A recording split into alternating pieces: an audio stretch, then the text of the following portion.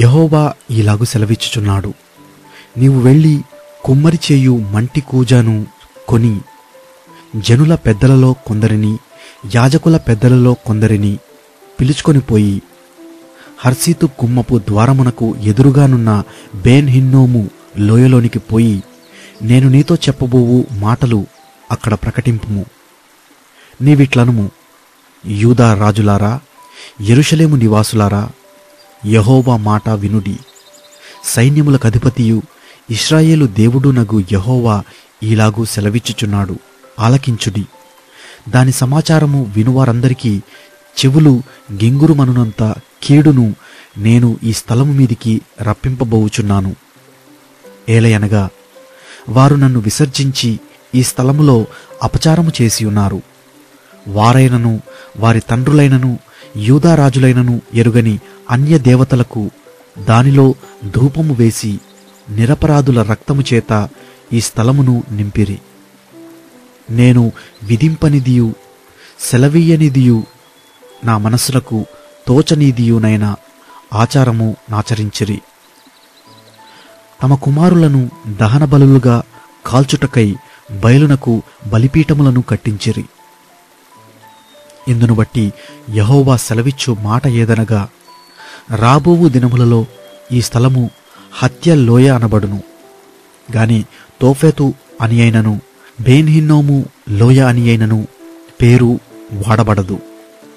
తమ శత్రువుల ఎదుట ఖడ్గము చేతను తమ ప్రాణములను తీయ వెదకువారి చేతను వారిని కూలజేసి ఆకాశ పక్షులకును భూజంతువులకును ఆహారముగా వారి కళేబరములను ఇచ్చి ఈ స్థలములోనే యూదావారి ఆలోచనను యెరూషలేము వారి ఆలోచనను నేను వ్యర్థము చేసెదను.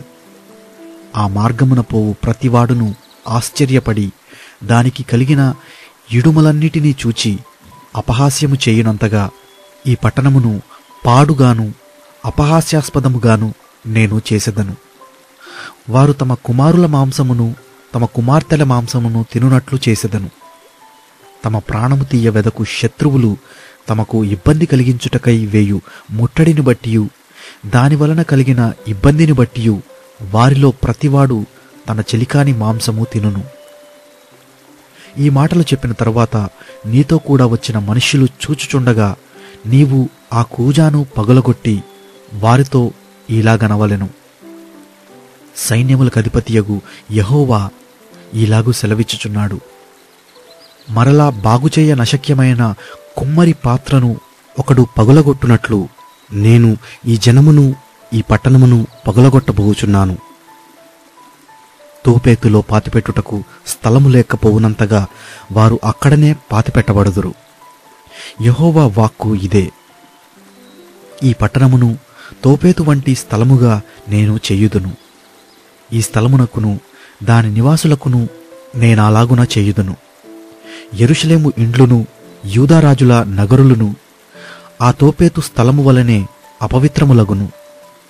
ఏ ఇండ్ల మీద జనులు ఆకాశ సమూహమును దేవతలకు ధూపము వేయుదురో లేక అన్య దేవతలకు పానార్పణము నర్పించుదురో ఆ ఇండ్లన్నిటికీ అలాగే జరుగును. ఆ ప్రవచనము చెప్పుటకు యెహోవా తన్ను పంపిన తోపేతులో నుండి యిర్మీయా వచ్చి యెహోవా మందిరపు ఆవరణములో నిలిచి జనులందరితో ఇలాగు చెప్పెను, సైన్యములకు అధిపతియు ఇశ్రాయేలు దేవుడును నగు యెహోవా ఈ మాట సెలవిచ్చుచున్నాడు, ఈ జనులు నా మాట వినకుండా మొండికి తిరిగియున్నారు గనుక ఈ పట్టణమును గూర్చి నేను చెప్పిన కీడంతయు దానిమీదికిని దానితో సంబంధించిన పట్టణములన్నిటి మీదికిని రప్పించుచున్నాను.